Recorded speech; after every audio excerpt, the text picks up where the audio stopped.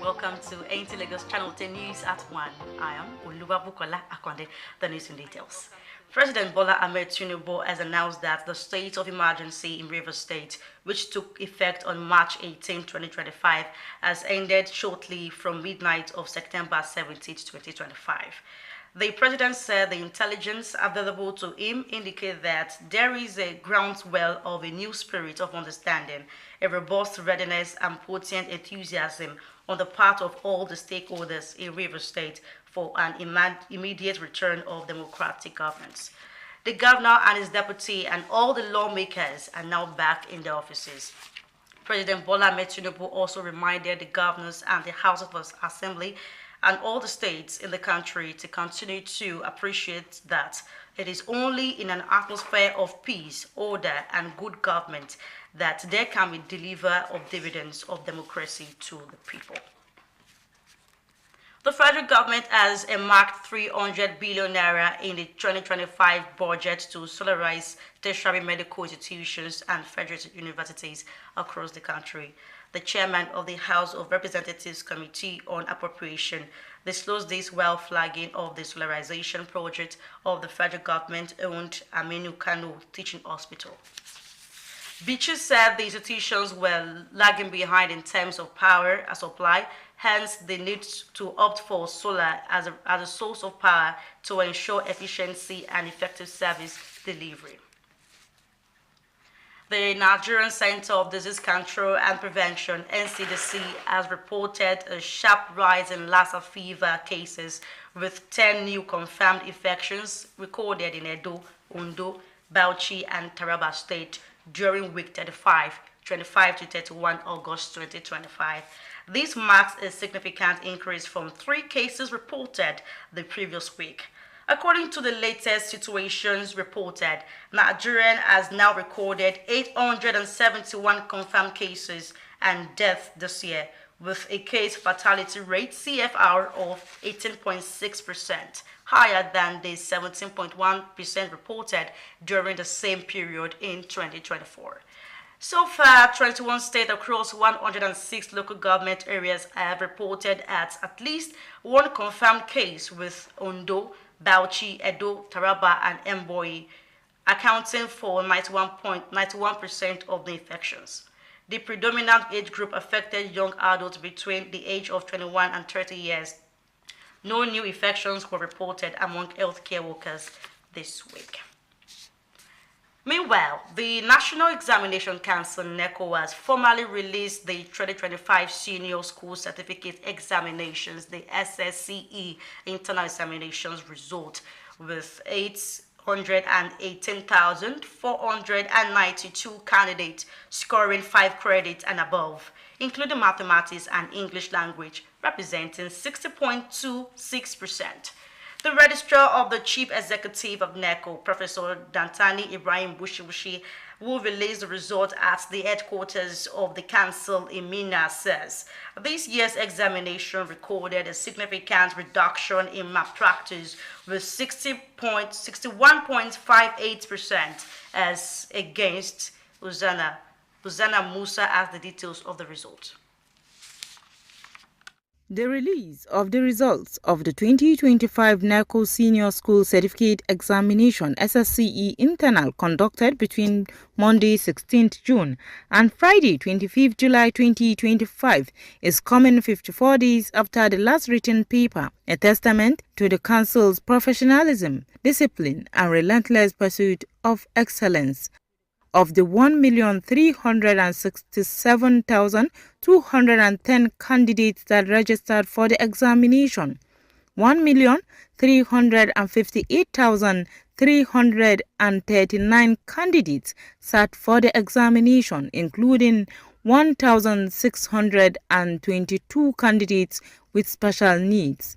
Candidates with 5 credits and above, including mathematics and English, is 818,492 candidates, representing 60.26%.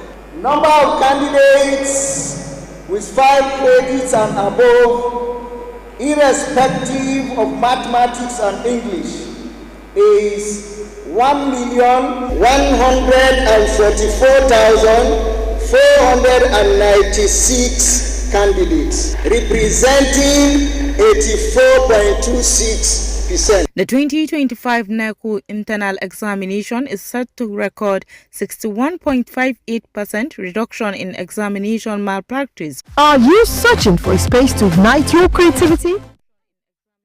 You are live on Nta Lagos Channel 10. Now let's take a break. After the short time out, the news continues. Please stay tuned. Are you searching for a space to ignite your creativity? Nta Lagos Channel 10 studio provides the answer. Our studio is spacious and fully equipped with modern broadcasting equipment suitable for your programs and competitions. For recording and production of kiddies programs, spelling bee competitions, participatory rehearsals, programs and live performances, Nta Lagos Channel 10 studio provides the ideal environment to bring your vision to life. Our team of professionals are dedicated to help you achieve your goals, provide expert guidance, and support every step of the way. Contact us today to book your session at an affordable and discounted rate and let your creativity shine. For more inquiries, please call the following numbers: 0816-008-7357, 006-286-9030, and 0812-324-5519. Nta Lagos Channel 10 Studio, where creativity meets excellence.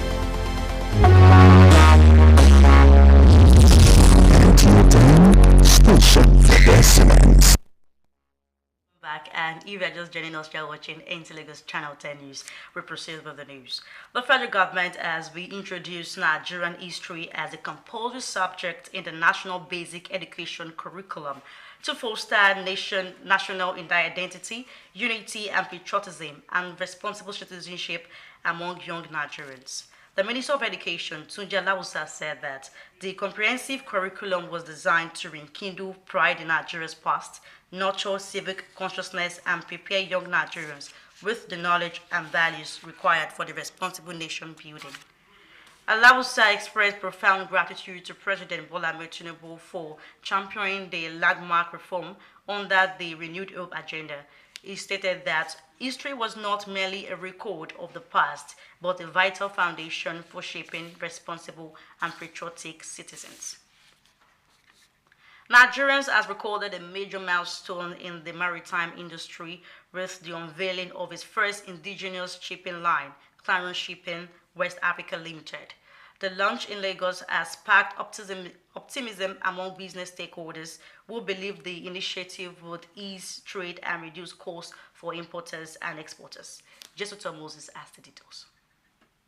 An engagement with freight forwarders and business operators in Amuwo Dolphin and the Lagos International Trade Fair Complex, the management of Clarence Shipping unveiled its flagship vessel, Ocean Dragon. The company explained that the ship will provide direct services between Nigeria and China, as well as other parts of Africa and Asia, offering importers and exporters a cheaper and more reliable option. We know we have most of the importers and exporters here, that even when your container lands at Lomé, we know the transit time is usually long. Ocean Dragon is there right now to pick those your containers. Instead of leaving them there for weeks, she can just go under few hours, get to Lomé, bring them here to Nigeria. We have been in the business for over 2 decades, offering different services, and these are tailored towards bringing solution to some of these challenges that we have seen, like delay of lifting containers in the port, and also movement of cargo from the mother port to probably an ICD. As a local an indigenous shipping line now, all those delays would now be reduced. The event also provided an interactive session where prospective clients asked questions and received clarification on the company's operations. Industry stakeholders present at the ceremony welcomed the development, describing it as a bold step towards reducing reliance on foreign shipping lines. Some leading importers who had already engaged Clarion Shipping shared their experiences, urging others in the sector to embrace what they called a homegrown solution for Nigeria's growing international trade. I believe too, with the ability to carry major volumes of cargo, this also will play a crucial role in meeting the growing demands of international trade, especially for some of us who have decided to engage in Pan-African trade. A lot of our importers and export guys are really suffering when it comes to timing. So we now look at it collectively and we say, what do? We should produce something for us and by us. And that is the evolution of Ocean Dragon. Partner with us, you will not regret. Partner with us. The promo of $500 discount on every container, take advantage of that. Clarion Shipping had evolved from a clearing service into a full-fledged shipping line, as the online booking platform is already operational for interested customers. In Lagos, J10, Moses, NTA News. Told from the tragic fire at the Afriland Towers fire on Broad Street, Lagos Island, has climbed 10 following the confirmation that 6 employees of an organization died in the inferno.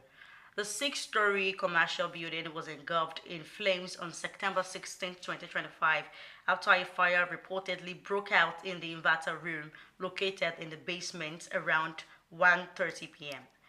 Thick smoke filled the building, sending panic among occupants, with some seen attempting desperate escapes through windows using the ladder. A financial and investment firm that occupies the 3rd and 4th floors of the building announced the death of 6 of its staff members today. Lagos lawmakers have summoned the head of service of Lagos State over the continued trend of political appointees assuming office without the mandatory screening and confirmation by the House of Assembly. This followed a motion by the Deputy Chief Whip titled "Need for Government Appointees to Appear Before the House of Confirmation" at the plenary in Lagos. Musa Toliat has the details. The motion stems from sections 126 and 198 of the 1999 Constitution of the Federal Republic of Nigeria as amended, which clearly stipulates that certain public officers appointed by the executive must not assume office until they have been screened and confirmed by the legislature. The constitutional duty of the House is to exercise oversight and ensure that only persons of integrity, competence, capability, and impeccable character are confirmed to hold such public offices. Lawmakers viewed the situation as serious violation of constitutional provisions and extant laws, which negate the principles of separation of powers. What we discovered during the process is that some of them are even operating without laws. For example, Lagos State's Planning and Environmental Monitoring Agency, they are operating without law. We have some government agencies where government ties our commitment in terms of bonds and documents. And sometimes when they are called to the House for confirmation or for oversight, they let us understand that they are not under us and we cannot conduct such supervision. Some legislators believe that appointees who did not go through the legislative screening and confirmation processes should be stopped from occupying their present positions. Anybody who wants to take positions knows that he's owing public trust and must be able to stand and appear for scrutiny. There are those who see the situation as an insult to the legislative arm of government and a threat to probity and accountability in governance. We are appropriating money for you to spend.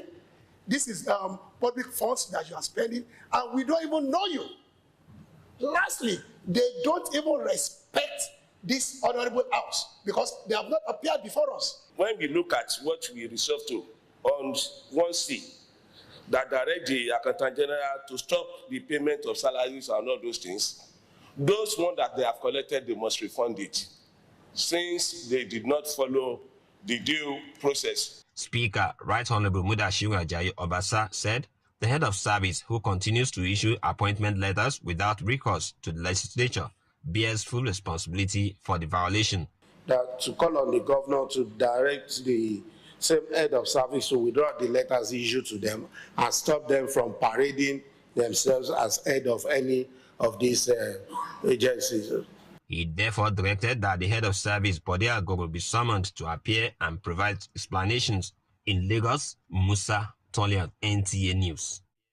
Concludes the news. Please do join us again by 7 p.m. for more. Thanks for staying with us. I am Oluwabukola Akonde. Good afternoon to you.